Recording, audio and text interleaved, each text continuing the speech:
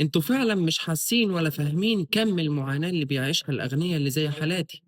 كلكم طبعًا مفكّرين إن الأغنيا في بُقّهم معلقة دهب، اتولدوا كده معاهم فلوس كتير، ما بيحسّوش بمعاناة حد، مش شايلين هَم حاجة، ما يعرفوش أي حاجة في المجتمع، ولا حتى عايشين مع الناس اللي عايشة، ولا حاسين بمرمطة الناس، لأ، لأ يا بيه، أنا جاي أقول لك على كَم المعاناة اللي إحنا بنعيشها وبنحسّها، أنت ما تعرفش كَم المعاناة والألم اللي أنا باحسّه لمّا باروح أطلب من بابي مصروف الشهر.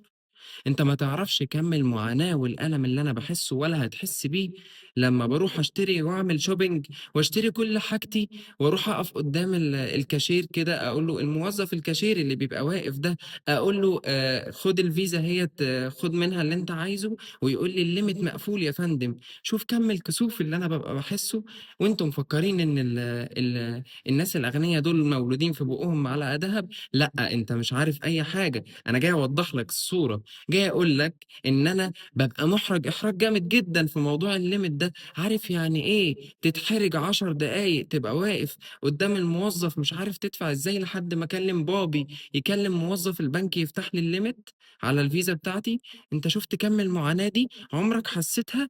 حسّيتها أو هتحسّها؟ عمرك ما هتحسّها، أنت متخيّل إن حياتنا عايشة منجهة والدنيا ماشية زي الفل ويوم في باريس ويوم في فرنسا ويوم في City Stars ألماظة، وأنت مش فاهم حاجة، أنت بجد مش فاهم حاجة.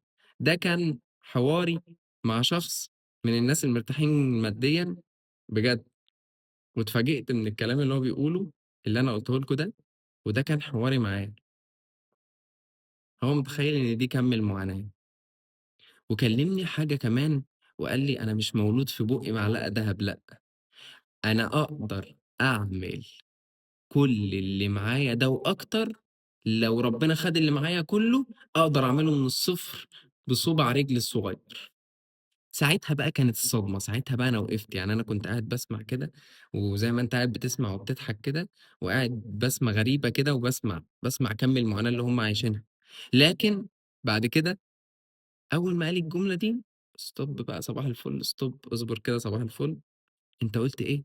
قال لي: "أنا أقدر أعمل كل اللي معايا وأكتر بصُبع رجلي الصغيّر لو ربنا خَد اللي معايا ده كُلّه." ما لقيتش رَد أقوله حرفيًا، ما جاش في دماغي رَد أقوله مع إن في ردود كتير جدًا أقدر أقولها ساعتها أو في موقف زي ده. قُلت له: "على فكرة أنت ممكن ما تلاقيش صُبع رجلك الصغيّر وأنت جاي تعمل الفلوس دي." فاتصدم، قال لي: "يعني إيه؟"